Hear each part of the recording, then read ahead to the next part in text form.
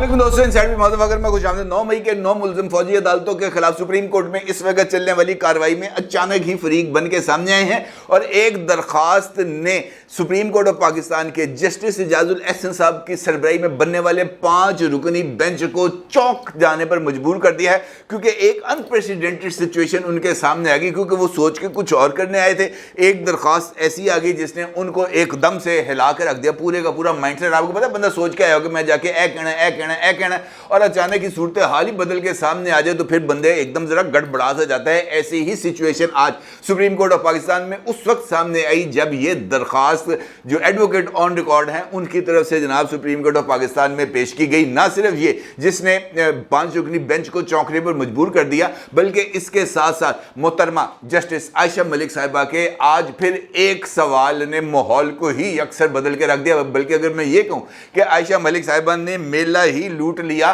तो कुछ ये कहना कुछ ज़्यादा गलत नहीं होगा, क्योंकि बेंच में शामिल दीगर मोअज़्ज़ज़ जज साहिबान आयशा मलिक साहिबा के इस सवाल पर बस यूं मुड़ के उनका चेहरा ही मुबारक देखते रह गए, क्योंकि उनके पास कहने को और कुछ नहीं था। क्योंकि सवाल ही इतना ज़्यादा बेहतरीन था कि इसके बाद कोई और चिरागों में रोशनी बचती ही नहीं थी। कैसे ये एक इम्पॉर्टेंट सवाल है। सवाल ये भी अहम है कि वो कौन सी दरखास्त है जिसने मोअज़्ज़ज़ बेंच के अरकान को चौंकने पर मजबूर कर दिया। और सबसे इंपॉर्टेंट बात यह है कि वो दरखास्त जो 9 मुल्ज़मान की तरफ से दायर की गई है, एडवोकेट ऑन रिकॉर्ड के जरिए बेंच के रूबरू प्रेजेंट की गई है, उस दरखास्त में आखिर ऐसा कौन सा मुतालबा किया गया है, ये भी बहुत ही ज़्यादा हैरानकुन है और यकीनी तौर पर आपके लिए भी बहुत ही ज़्यादा दिलचस्पी का बायस होगा। इस सारे सवालात का जायज़ा भी लेंगे और वो दरखास्त बतौर ख़ास आपकी खिदमत में पेश भी की जाएगी। लेकिन उससे पहले सुप्रीम कोर्ट में अगर काजी की अदालत का जिक्र ना किया जाए तो ये भी नाइंसाफ़ी होगी, क्योंकि आज एक ही वक्त में कोर्ट रूम नंबर 1 और कोर्ट रूम नंबर 3 दोनों जगहों पर एक ही वक्त में 2 अदालतें 2 अहम तरीन मुकदमात की समाअत के लिए मौजूद थी। एक जानब काजी साहब ने 90 दिन में इंतखाबात कराने के लिए अदालत सजाई हुई थी, तो दूसरी जानब जस्टिस इजाजुल एहसन साहब ने फौजी अदालतों के हवाले से दरखास्तों का फैसला करने के लिए समाअत है उसको जारी किया हुआ था। और दोनों मुकदमात एक ही साथ एक ही छत के नीचे सुने जा रहे थे। और काजी साहब की अदालत के अंदर तो एक अजब ही मामला रूप सामने आ गया, जहां पर काजी साहब ने पे दर पे सवालात करते हुए सुप्रीम कोर्ट बार एसोसिएशन के प्रेसिडेंट जनाब आबिद ज़ुबैरी साहब की बैंड ही बजा के रख दी। आबिद ज़ुबैरी साहब को समझ नहीं आ रही थी कि मैं जाना केड़े पास है, क्योंकि इस कदर सवालात आ रहे थे और इस कदर आईनी जो नकात हैं वो उठाए जा रहे थे कि आबिद ज़ुबैरी साहब समझ रहे थे कि शायद वो बंदयाल कोर्ट में आए हुए हैं जहाँ पर सब कुछ सेट है। जो है मुकदमा सुनना भी बेंच वालों ने है, मुकदमे पर दलाइल भी बेंच वालों ने देने हैं और आबिद ज़ुबैरी साहब ने आखिर में फाइल बगल में दबा के घर निकल जाना है। उन्हें नहीं अंदाज़ा था कि भाईजान वो किस जगह पर आए हुए हैं। हत्ता कि एक नौबत ऐसी आ गई इसी कार्रवाई के दौरान जब काजी साहब ने कहा आबिद ज़ुबैरी साहब को कि भैन तुसी करन की आए हुए थे, मुझे लगता है कि आप मुकदमे की मुकम्मल तौर पर तैयारी करके नहीं आए, थोड़ा सा वक्फा कर देते हैं आधे पौने घंटे का। आप ज़रा इस दौरान अपने जो नोट्स हैं उनको ज़रा एक दफ़ा रिकम्पाइल कर लें, एक मरतबा तमाम चीज़ों को सोच लें कि आप चाहते क्या हैं, आप मांगना क्या चाहते हैं, ताकि उसके मुताबिक कार्रवाई को आगे बढ़ाया जाए। आबिद ज़ुबैरी साहब के भी रंग जो हैं वो पीले पड़ गए थे और उसके बाद समाअत जो है वो मुलतवी की गई आधे घंटे के लिए और आधे घंटे के बाद दोबारा समाअत का आगाज़ होता है और परनाला वहीं पर रहता है कि जनाब समझ नहीं आ रही कि करना क्या है। इसी दौरान इमरान खान साहब के वकील जनाब अली ज़फ़र साहब भी अदालत के रूबरू पेश हुए। और अली ज़फ़र साहब का ये कहना था कि मेरी भी एक दरख्वास्त एक अपील समाअत के लिए मुकर्रर है, जिस पर चीफ जस्टिस ने कहा कि आपकी दरख्वास्त पर रजिस्ट्रार ऑफिस ने एतराज़ात आयद किए थे। उन्होंने कहा हाँ जी एतराज़ात आयद किए थे, लेकिन वो एतराज़ात ख़त्म हो गए हैं। अच्छा जी, उन्होंने कहा जनाब कैसे ख़त्म हो गए? उन्होंने कहा जनाब वो एतराज़ात के जवाब दिए थे वो ख़त्म हो गए। इसी चक्कर के अंदर आबिद ज़ुबैरी साहब से सवाल हो जाता है कि आपकी मुकदमे की मैं ये फ़ाइल देख रहा हूँ, इसमें जिस दिन दरख्वास्त आई है उसी दिन इस पर नंबर लगा है, उसी दिन इसको समाअत के लिए मुकर्रर कर दिया गया है, ये क्या चक्कर है? तो क्या आपने फौरी समाअत की कोई दरख्वास्त भी दी थी? तो आबिद ज़ुबैरी साहब ने कहा, जो सुप्रीम कोर्ट बार के प्रेसिडेंट भी हैं, उन्होंने कहा हाँ जी मैंने फौरी समाअत की दरख्वास्त भी दी थी, जिस पर जो चीफ जस्टिस साहब हैं वो कहते हैं अच्छा दी होगी। इसी दौरान नीचे से जो रजिस्ट्रार साहब बैठे हुए थे उनकी तरफ से एक चिट जाती है सुप्रीम कोर्ट ऑफ पाकिस्तान के चीफ जस्टिस मिस्टर जस्टिस काजी फाइज ईसा साहब को, और काजी फाइज ईसा साहब वो चिट पढ़ते ही बरहम हो जाते हैं और वो कहते हैं कि जुबैरी साहब, आप जैसा बंदा जो सुप्रीम कोर्ट बार का प्रेसिडेंट हो वो ये झूठ बोले तो कितनी शर्म की बात है कि जनाब मैंने ये जो फौरी समाअत की दरख्वास्त भी दी थी, मुझे ये बताया गया है स्टाफ की तरफ से कि इस तरह की कोई दरख्वास्त नहीं आई। तो अब जुबैर साहब आगे से कहते हैं कि जनाब मैं भूल गया हूँगा, मुझे नहीं पता कि शायद मैंने कोई इस तरह की दरख्वास्त दी भी दी या नहीं। आप अंदाज़ा लगा सकते हैं कि फ़र्क का बंदियाली कोर्ट का फ़र्क क्या था और काजी कोर्ट्स का फ़र्क क्या है। ये है वो बुनियादी फ़र्क जिसने इस वक्त इमरानदारों को भी एक नई मुश्किल में डाल दिया है। 90 दिन में इंतखाबात कराना बिलाशुबा आइनी ज़रूरत है, और काजी साहब ने इसके रिमार्क्स दिए हैं कि अगर नई मर्दमशुमारी काला दम करार दें तो आइंदा इंतखाबात किस मर्दमशुमारी के तहत होंगे। उनका ये कहना था कि आपकी इस्तदा ये है कि इलेक्शंस को पुरानी मर्दमशुमारी के तहत कराया जाए या आपकी इस्तदा ये है कि नई मर्दमशुमारी के तहत कराया जाए। आप चाहते क्या हैं ये बताएं। और जो आबिद जुबैरी साहब हैं वो आइनी और कानूनी दलाइल देने के बजाय जज्बाती तकरीरें कर रहे थे, जिस पर अतर मिन अल्लाह साहब ने मुस्कुराते हुए इस बात का जिक्र किया कि जनाब आप जिस लाइन पर चल रहे हैं उस लाइन के ऊपर आपको इलेक्शंस नहीं मिलेंगे फिर, क्योंकि जिस नुक्ते पे आप जा रहे हैं वो इस कदर पेचीदा जगह पर चला जाएगा जहां से आपके लिए खुद वापसी का रास्ता मुमकिन ही होगा। और अतर मिन अल्लाह साहब ने यह भी कहा कि 90 दिन में इंतखाबात के इनेकाद की आइनी शिक की खिलाफ वर्जी तो हो चुकी है। अब आप अपनी दरख्वास्त पर बताएं क्या चाहते हैं कि कौन सी कार्रवाई होनी चाहिए। फिर आबिद जुबैरी ने कहा कि जनाब नई मर्दमशुमारी जो है वो काउंसिल फॉर कॉमन इंटरेस्ट ने मंजूरी दी थी, और इस काउंसिल के अंदर पंजाब और खैबर पख्तूनख्वा के जो वज़राए आला हैं वो मौजूद नहीं थे, इलेक्टेड केयर टेकर्स मौजूद थे। तो केयर टेकर्स की मौजूदगी के अंदर काउंसिल फॉर कॉमन इंटरेस्ट जो है वो ये फैसला नहीं कर सकता। काजी साहब ने कहा कि बताएं जनाब कौन सी शिक के तहत ऐसा है लिखा हुआ आइन में, तो इसका भी कोई जवाब नहीं था, जिस पर उन्होंने कहा जनाब आप पहले तैयारी करें और उसके बाद आइएगा और उसके बाद देखेंगे कि जनाब ये ऊँट किस करवट बैठना है। लिहाजा ये 90 दिन के इंतखाबात में जनाब आबिद जुबैरी साहब वाला ऊँट तो मुझे पानी में जाता हुआ नज़र आ रहा है। हाँ, अली ज़फ़र साहब इसके अंदर अब कौन से दलाइल देंगे और इस मामले को लेकर कैसे आगे चलेंगे, ये एक इम्पॉर्टेंट सूरत हाल होगी। और यहाँ पर यकीनी तौर पर इसमें अदालत ने भी आज ये बात कही है कि 90 दिन में इंतखाबात ज़रूरी हैं, आइनी रिक्वायरमेंट है, लेकिन जो दीगर आइनी रिक्वायरमेंट्स हैं उसको भी नज़रअंदाज नहीं किया जा सकता। और दूसरी सिचुएशन डेवलप हो जाती है जनाब 5 रुकनी बेंच के रूबरू, जहाँ पर जिस तरह मैंने आपसे कहा कि गुफ्तगू के आगाज़ में कि एक नई दरख्वास्त ने सूरत हाल को बदल के रख दिया। अच्छा, ये जो दरख्वास्त है ये 9 मुल्ज़मान की तरफ से है 9 मई के एतबार से, यानी ये वो मुल्ज़म हैं जो 9 मई के वाक़यात में मुलव्वस हैं। ये वो मुल्ज़म हैं जिनके इस वक्त फ़ौजी अदालतों में ट्रायल जा रहे हैं। और जैसे ही ये बात बंदे के ज़हन में आती है तो ये सोचता है कि यार इन लोगों ने भी अपने मिलिट्री ट्रायल रोकने के लिए सुप्रीम कोर्ट ऑफ पाकिस्तान से रुजू किया होगा। लेकिन अगर आप ये सोच रहे हैं तो आप बिल्कुल गलत सोच रहे हैं। ये दरख्वास्त इनफैक्ट हकीकी मुतासरा फरीक की तरफ से आई। भाई देखें, बाकी जो दरख्वास्त हिंदगान हैं, चाहे इमरान खान हैं, चाहे सिराजुल हक हैं, चाहे जवाद ख्वाजा साहब हैं, ये वो लोग नहीं हैं जिनके ट्रायल चल रहे हैं। इन्होंने तो मफाद आमा के तहत ये दरख्वास्तों को दायर किया ना।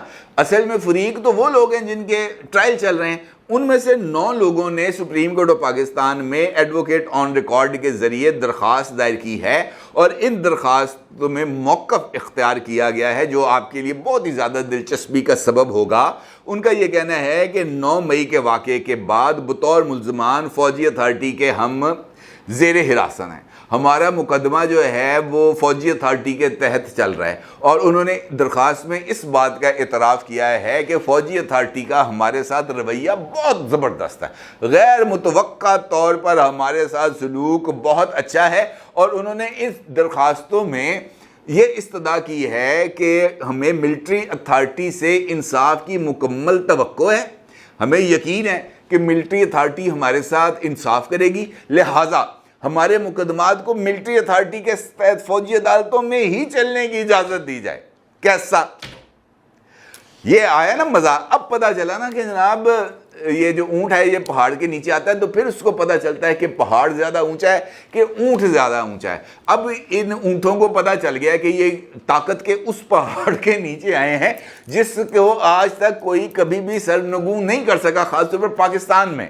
لہٰذا یہ کس کھیت کی مولی ہے؟ ممکن نہیں ہے, ممکن نہیں ہے. ان کا یہ کہنا ہے کہ جناب ہمارا مقدمہ اسی کورٹس کے اندر چلنے دیں اور ہمیں اس مقدمے میں فریق بنایا جائے. جب یہ درخواست آئے گی تو آپ کا کیا خیال ہے کہ وہ لوگ جو ذہن بنا کے آئے ہوں گے کہ ہم نے ملٹری کورٹس کے حوالے سے ان درخواستوں کو اڑا کے رکھ دینا ہے, ردی کی ٹوکری میں پھینک دینا ہے, تو کیا ان کے لیے یہ چونکنے کا سبب نہیں ہوگا؟ یقینی طور پہ ہوگا. وہ سر پکڑ کے بیٹھے ہوں گے, یار یہ درخواست کہاں سے آ گئی ہے, کیونکہ یہ تو حقیقی متاثرہ فریق ہیں. اور پھر یہ کہا جائے گا کہ جناب یہ تو شاید لوگ ایسے ہیں جن کو دباؤ کے ذریعے درخواستیں دی گئی ہیں. دباؤ کے ذریعے کوئی سپریم کورٹ آف پاکستان کے اندر درخواستیں یا بیان جمع نہیں کرا سکتا. اس پر ترا یہ کہ خود عدالت کے اندر سے ہی جب عجیب و غریب قسم کی آوازیں اٹھنا شروع ہو جائیں گی تو پھر صورتحال تو بدل جائے گی نا یقینی طور پر. جس طرح میں نے آپ سے کہا کہ فل کورٹ کا جاری تھی کاروائی اور عائشہ ملک صاحبہ فل کورٹ کا حصہ تھی, معزز ممبر ہیں سپریم کورٹ آف پاکستان کی, معزز جج صاحب ہیں. وہ بار بار سوال پوچھ رہی تھیں کہ جناب یہ اپیل کہاں پہ لگے گی, یہ اس فل کورٹ کی اپیل کہاں پہ جائے گی. بار بار سوال پوچھ رہی تھیں اور بار بار ان کو جواب مل رہا تھا کہ جناب یہ فل کورٹ کے بعد اور اوپر اللہ کی عدالت ہی باقی بچتی ہے, یہ فائنل اتھارٹی ہے, یہیں سے اس کے بعد اور کوئی چیز باقی نہیں رہ جاتی. لیکن وہ اپنا یہ سوال بار بار ریپیٹ کیے جا رہی تھی. پھر اس کے اوپر بہت زیادہ میمز بنی, سوشل میڈیا پر بہت زیادہ تنقید ہوئی, ہر ایک نے انگلیاں اٹھائیں. اور لیکن اب بعض بندے شاید ایسے ہو جاتے ہیں, کیا کہا جا سکتا ہے اس پہ محفوظ الفاظ میں, کہ وہ سوالات کرنے اور اس طرح کے سوالات کرنے سے اپنے آپ کو روک نہیں پاتے. ہوتا یہ ہے کہ فوجی عدالتوں کے حوالے سے سماعت کے دوران اٹارنی جنرل مسٹر منصور عثمان عوان صاحب وہ دے رہے ہوتے ہیں دلائل, اور دلائل دیتے ہوئے وہ یہ کہتے ہیں اپنے ان کا نقطہ ہے وہ یہ ہوتا ہے کہ فوجی عدالتوں میں ہر ایسے شخص کا ٹرائل ہو سکتا ہے جو اس زمرے میں آتا ہے جس کا ٹرائل فوجی عدالتوں میں ہو, یعنی آرمی ایکٹ کی خلاف ورزی جو بھی کرے گا اس کا ٹرائل ہوگا فوجی عدالتوں میں. جس پر محترمہ جسٹس عائشہ ملک صاحبہ پھر ایک سوال کرتی ہیں اور وہ سوال میلہ لوٹ لیتا ہے جناب. اوہ ہوئے ہوئے, ایسا عالی شان سوال کہ پورے کا پورا بینچ اور سامنے بیٹھے ہوئے وکلا, بالکل جس طرح ایک وہی سوال آیا تھا نا اپیل پر, سب ششدر رہ کے بیٹھ گئے تھے. اب بھی ایسا ہی ہوتا ہے, ساری ایک دم جو ہے نا پین رکھ کے تو اوپر جج صاحب ان دیکھنے لگتے ہیں. جج صاحب کی سوال کیا آپ نے تاریخی. جج صاحب پوچھتی ہیں کہ سوال ہے ان کا یہ, عام شہریوں پر آرمی کے ڈسپلن اور بنیادی حقوق معطلی کے قوانین کا اطلاق کیسے ہو سکتا ہے؟ عدالت نے یہ دروازہ کھولا تو ٹریفک سگنل توڑنے والا بھی بنیادی حقوق سے محروم ہو جائے گا. کیا آئین کی یہ تشریح کریں کہ جب دل چاہے بنیادی حقوق معطل کر دیے جائیں؟ آپ کہیں گے یار سوال دیکھیں پتہ نہیں جی کیا سوال ہے. اب وہ کیا کہہ رہی ہیں کہ ٹریفک سگنل اگر ایک بندہ آپ یا میں ہم جا رہے ہیں کینٹ میں, ٹھیک ہے جی, لاہور میں رہنے والا ہوں, ہم میاں میر برج کراس کرتے ہیں, فورٹریس اسٹیڈیم کے آگے اشارہ لگا ہوا ہے, اس اشارے کو اگر ہم کراس کرتے ہیں تو کیا وہ چونکہ یہ والا قانون شکنی, اشارہ توڑنے ایک جرم ہے نا, یہ والی جو قانون شکنی ہے یہ ہوتی ہے کنٹونمنٹ کے ایریا میں, تو کیا اس کا مقدمہ بھی چلے گا فوجی عدالت میں؟ یہ ہے وہ سوال, کیسا تاریخی نابغہ سوال ہے. کیا اس سے بھی بنیادی حقوق معطل ہو سکتے ہیں؟